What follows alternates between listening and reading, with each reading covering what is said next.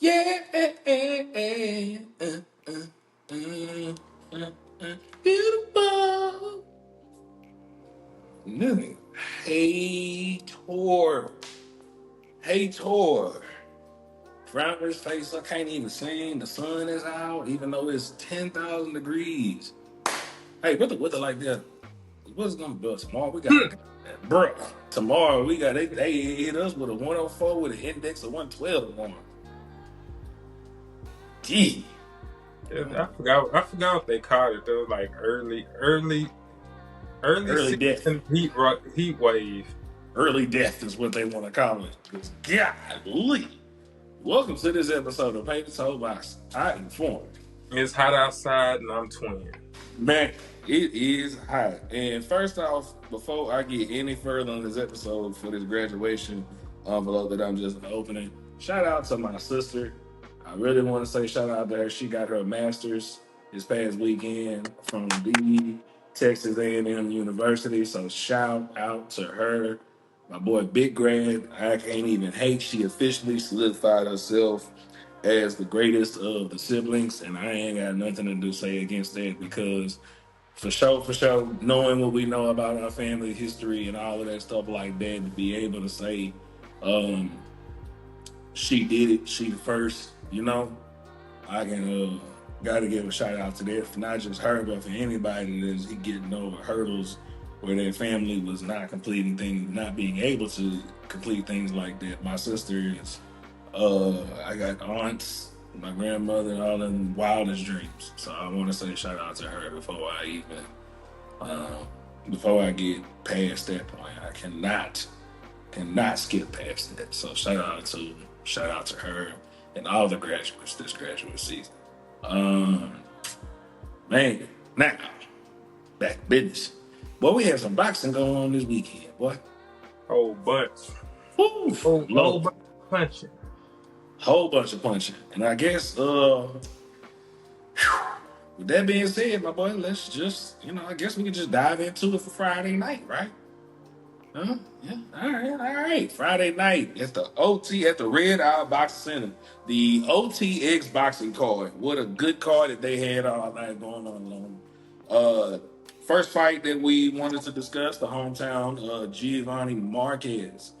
Got the job done, but my boy was a little tougher than what they expected. Yeah, he was. He got caught a few times trying to come in there for Yeah. for the round or two that it lasted, but yeah, he was. Yeah. That boy went the rounds out there. That boy was tough. That boy was countering him. Marquez looked a little tired, but I'm really proud of himself for giving himself a B minus to a C for his own graded performance. Because he understood that everything, yeah, he won the fight, but just because you won does not mean it was the best. And he knows that. So that's good for him to have real self recognition right after a fight. Yeah, I mean, Really? I, in the early rounds, some of it kind of confused me because he was like letting Munoz just get his punches off, and he was kind of just leaning on the ropes, and I was like, Yeah. I wasn't feeling it. He would go back there. He was trying to be pretty, hands down and stuff like that. Man, that man is countering you right now, still mm, sharply. Even he's flat-footed, but his hands are still moving heavy.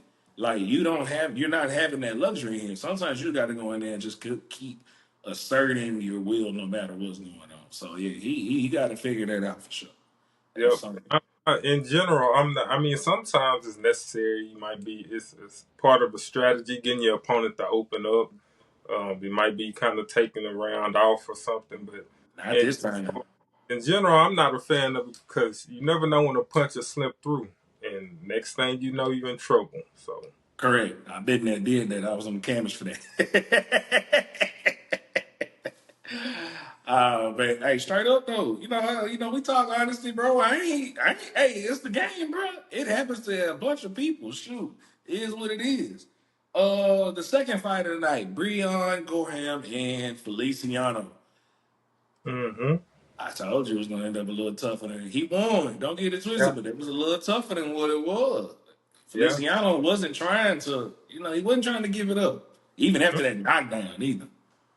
Yeah, Feliciano was countering him on a lot of shit, especially early. I was like, whoa, hold on. Yeah, and then Because later I into the thought, fight, even with the knockdown, Feliciano was still coming to him. Like he wasn't just trying to give up that win.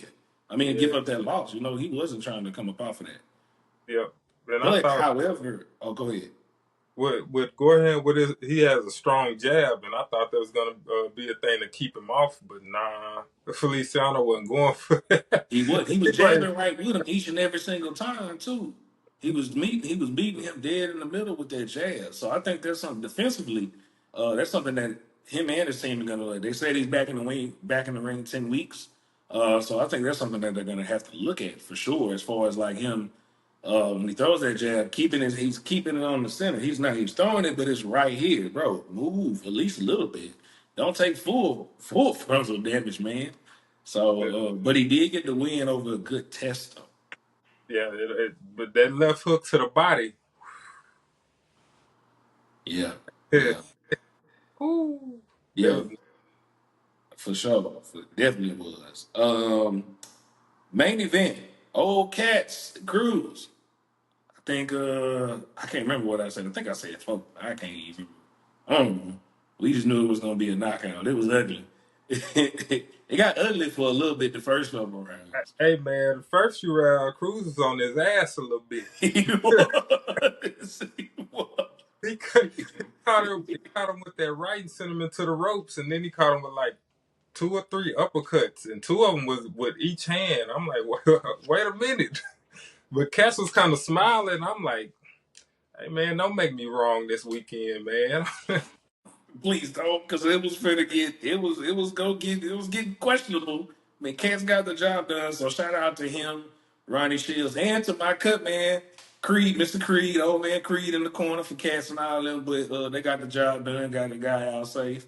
Um, But Cats did again, not look better though from what he did against even as good as the talent as Brandon Adams is. Cats did not look better from that point. nah, he didn't. He So didn't, what?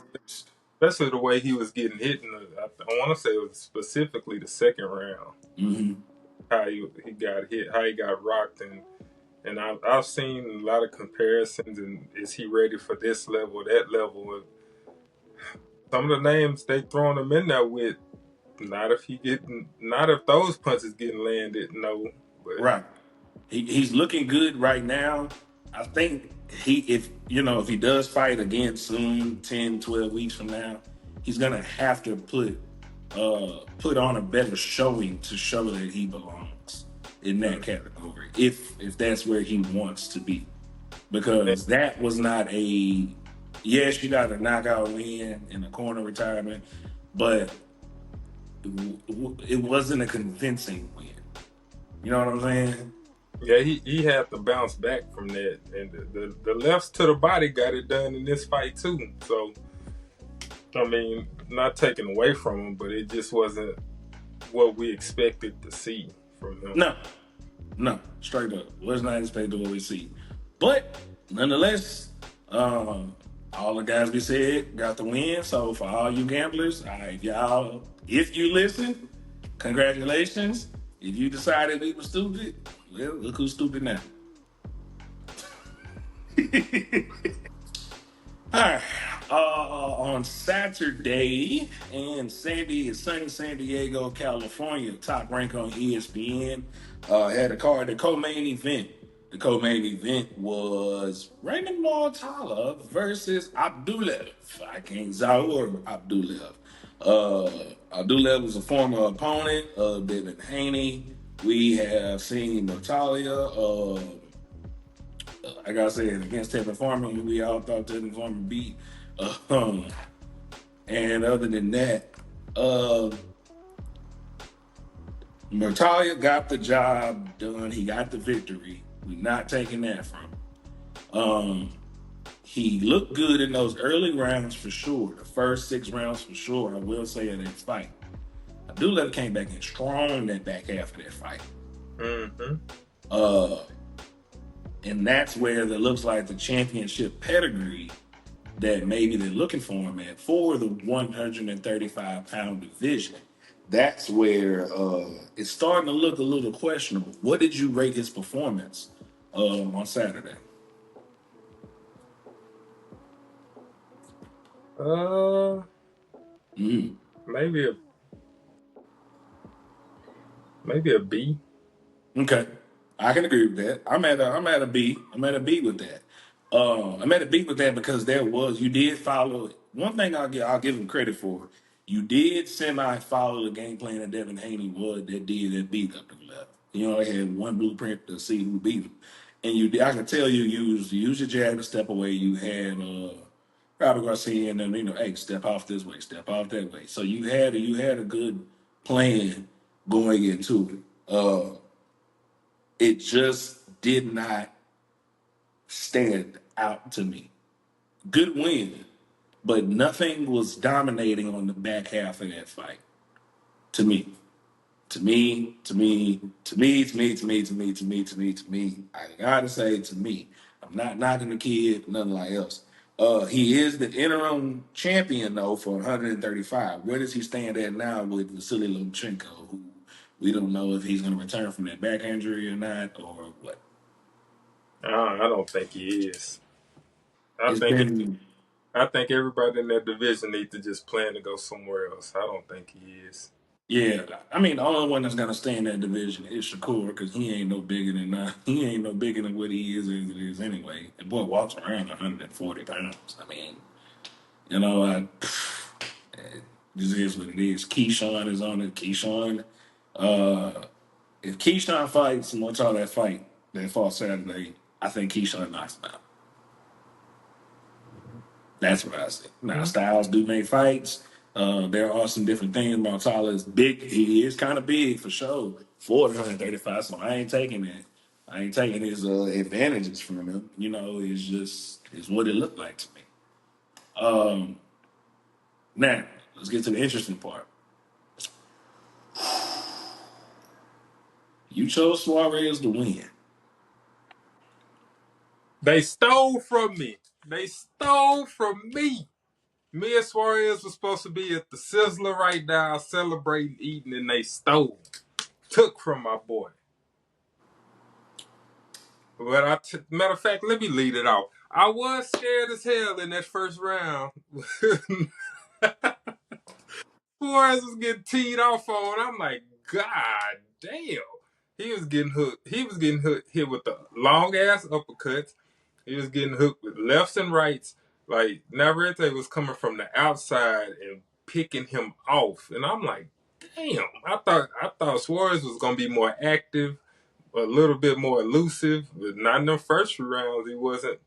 But my boy bounced back, put up a good fight, And started off landed a counters. nasty left uppercut to the top of that left side of his head that ripped the skin off of Navarrete's face, only for them to say it was a headbutt.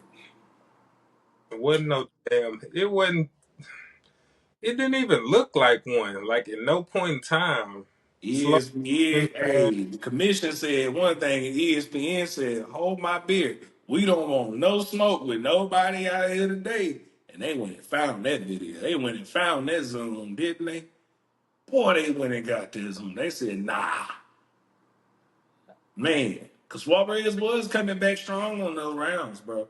I give you that. You was about to you 100% should have been right. I'm not saying that I do understand the referee has a job to do in ring, because of what happened with the punch initially. I can understand the referee saying headbutt. The referee I can understand, especially considering how the punch came from under. Navarrete's head was down. Suarez leaned on top of him. Boom, they stand up, pull it back. I can understand the referee's POV from that point. I can understand the referee. What I don't understand is the California State Athletic Commission, where a state instant replay can say, hey, you know, uh, let's go see what happened. And they go see what happened. Jack Reese was the head commissioner that day. And they say headbutt, call it a day.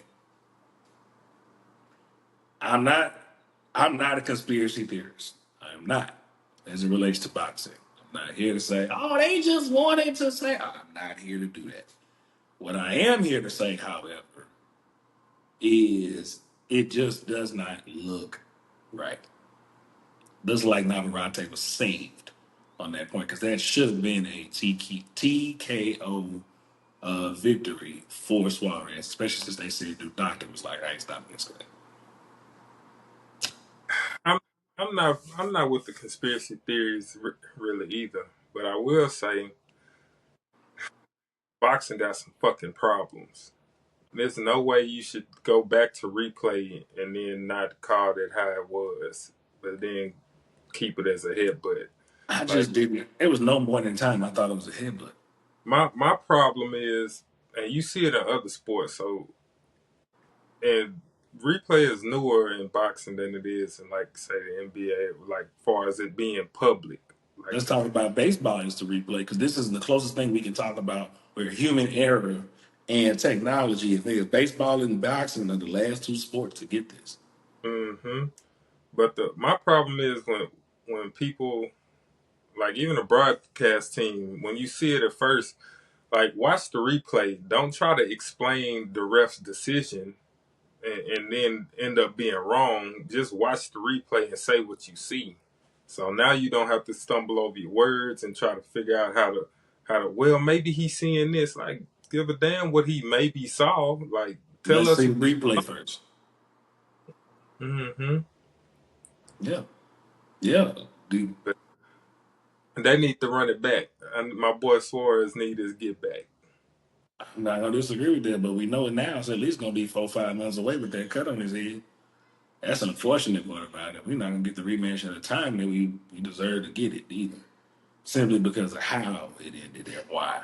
Uh, That sucks. However, CSAC and the WBO actually chimed in. Shout out to Gustavo Olivieri, the president of the new WBO. Glad he chimed in on the event, saying like, "Hey, we waiting before we make a decision.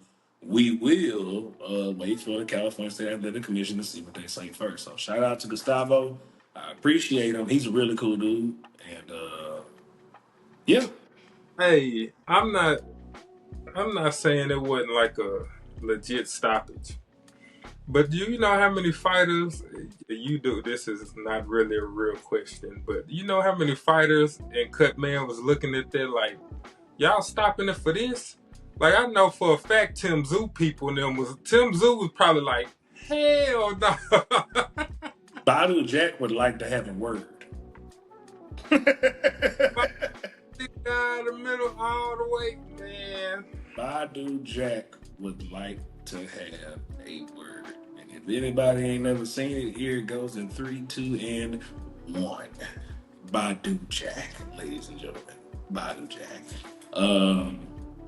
Yeah, that was bad. So, but nonetheless, it was a good, exciting fight, though. There's 2 weeks of ESPN top rank saving our asses, just in Yep. case. So, shout out to y'all boys. You're the GOAT. Literally, greatest of all time. Literally, shit. All right. Najee Lopez did look good on that knockout, though. I ain't gonna hold you for that pro box card. Did you watch Najee's fight? Yeah, I saw, Najee. I saw the end of it. Yeah, Najee Lopez. That boy can punch. Yeah, yeah. That boy can punch. Shout out to the on the pro box card on Saturday against me, Florida. Before we get into Eric Salutin, Najee Lopez, boy. What a way to end the fight. That boy can punch. Yes, we 2 undefeated fighters. Ain't nobody was trying. Both of them are punchers. I mean, his opponent was 22-0, I think 23-0, 23-0 with 20 knockouts. So it ain't like it wasn't no punches in the ring. There was some punches in that ring. And Najee said, I'm the puncher. So, man, shout out to you for that. But the main event is why we are here with Erickson Luke. Erickson Luke returned to the ring against Ardeal Holmes. Ardeal Holmes was on Erickson Luke's neck a little bit in those early rounds until he wasn't. Until Luke figured out And I'm not mad at him. He assessed himself. Again, fighter self-awareness. He assessed himself. I had to get comfortable, shake off some dust. I've been out the ring. I had to get some things figured out. But once Lubin did press the gas, that's when it changed. He was a little bit more defensive minded to me, though, with the conservatism of the punches. I was mad because I'm like, no, throw the punches. When you throw, that man is visibly hurt. Go ahead and just get it out the way. Um, Two things I got to ask you. One, what do you think the holdup was for the output? Two, with that performance, where do we see him for the rest of the 154 division? With the output, I think it might have been part of the plan just to kind of preserve himself and not come out too fast with the layoff and everything. I think it's just kind of taking his time and letting the younger fighter get some steam off. One thing I did see when the fight started, I noticed that Holmes, being the taller fighter, he he'd shell up and he duck and he Mhm. like Lubin's his face would be right next to Lubin's face. But when he came out of that shell, he dropped his guard a little bit. And I said, when Lubin starts throwing, he's gonna catch him out of that. And that's what ended up happening. He caught him coming in. When he came in like this, he got caught. And when he came back and he pulled out, he got caught. So I was like, yeah, that's gonna be a problem. If he don't get Lubin out of there, it's gonna be a problem. Anytime Lubin stepped in, he shelled up. He wasn't trying to necessarily fight him on the inside. He was in. He wasn't trying to lose, but he was not trying to win, it looked like either. He felt like he was cool coasting at that point. He wasn't trying to take too many advantages uh, against Lugan for whatever reason as that was. But the jab was there and the jab was going, but it was seemed like he was scared to throw anything else for a jab. Lubin called Bakram out after the fight. He Mm-hmm. said, "Hey, my boy, you ain't got nothing going on. Let's get this signed by the 18th. Let's have a ball." And earlier today, probably like 3 hours ago, they made an announcement that they working on the fight. So Yep, they did do that. So shout out to both of those men. For trying to get some things done. Both of them been on the shelf. I mean, even though Lubin just had a fight, but he been on the shelf a year. Bacham been waiting for a year for another big fight. And it wasn't like it was a bunch of folks just jumping up to fight him. They should have fought him like it was during Ramadan. That's what they should have did. Hey, he won his belt during Ramadan yeah, and didn't drink water until literally in the midpoint of the fight. That man was fighting, thirsty, dying, and did not drink water to the midpoint of the fight. Is it time to drink water? Yes. Bet. Here I go. And then still won the fight. So, they should have fought him during Ramadan. That's all I got to say. But nonetheless, shout out to you, Lubin, for coming back, getting out of there a little bit better, safely. For sure, Ardeal, same thing. Both men made it out of there good and safe on Saturday night. We'll catch y'all back. Let's see, what's today? Today is Tuesday, so we'll catch y'all back. Y'all see us again Friday. You're watching this episode on Wednesday, but you'll see another episode on Friday, and we'll be covering the boxing coming up this weekend. So I'm actually in town Thursday. you know what I'm saying. I'm actually in town. Oh, got my sister's graduation party. Y'all ain't doing nothing. I mean, it's on the north side. It's in niggas' home, so. But you know how they go. Who you inviting? You. I, You act like you was inviting the whole audience. So wait a minute. She don't oh, know. she don't know. I mean, if they pull up, that's them. Hey, hey, hands up. It's lit. It's lit. But yeah. So yeah. Shout out my dog who came out, stole my face for sure. It's crazy between her and my daughter. I just can't hear nothing of myself. But nonetheless, my name is Fun. El 20.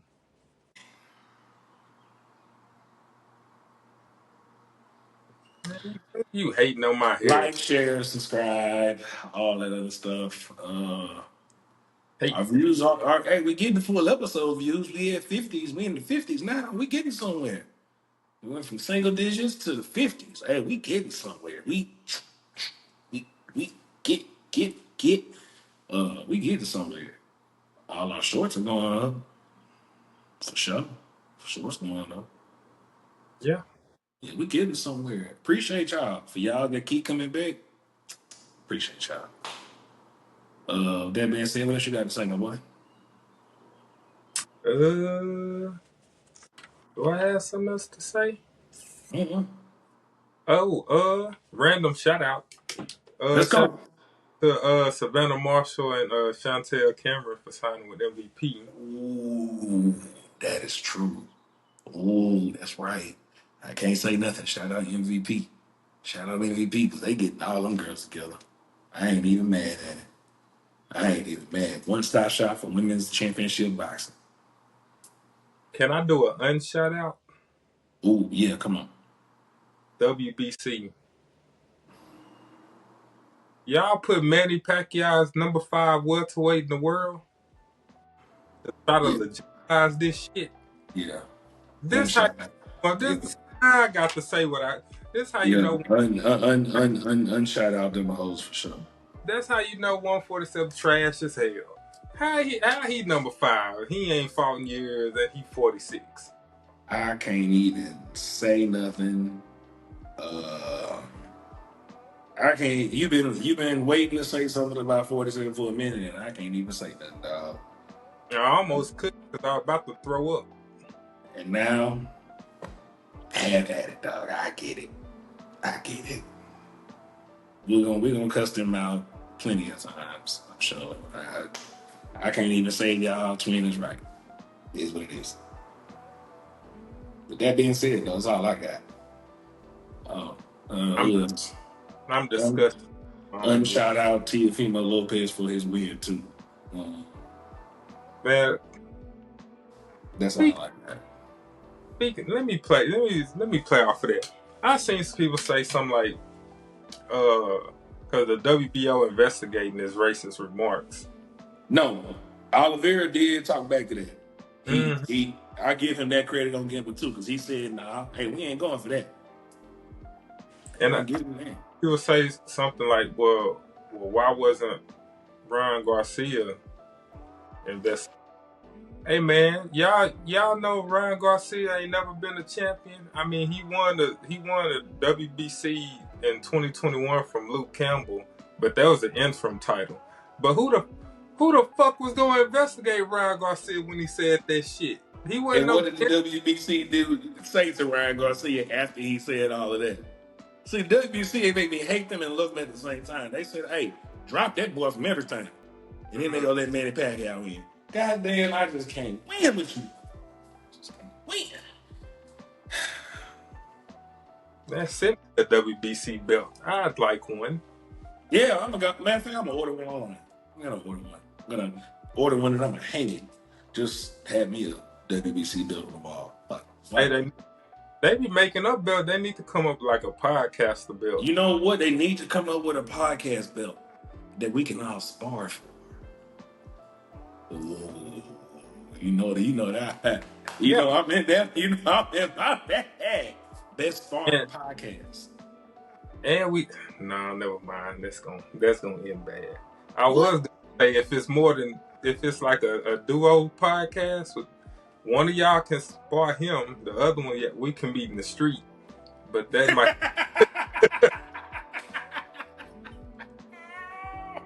because I ain't going in the ring. We can go in the street though. See how that. Oh man, boy said 1-1. We got 1-1. Yeah, one of y'all spot, one of y'all. Yeah, we can go for a podcaster's belt. Yeah, the best boxing podcasters can spar for their belts. Yeah, for sure. Who's got the best heavyweight podcast? We can do that. We can do that. Exhibition fights. I'll save them the trouble exhibition fights so they can have the head girl. Most of them cats can't fight anyway, straight up and down. I mean, let's just call it straight. You Peak. just trying people. Huh? You just trying to punch on these people. I'm trying to prove that people don't know shit about boxing where the rocks made, brother. Y'all have a good day.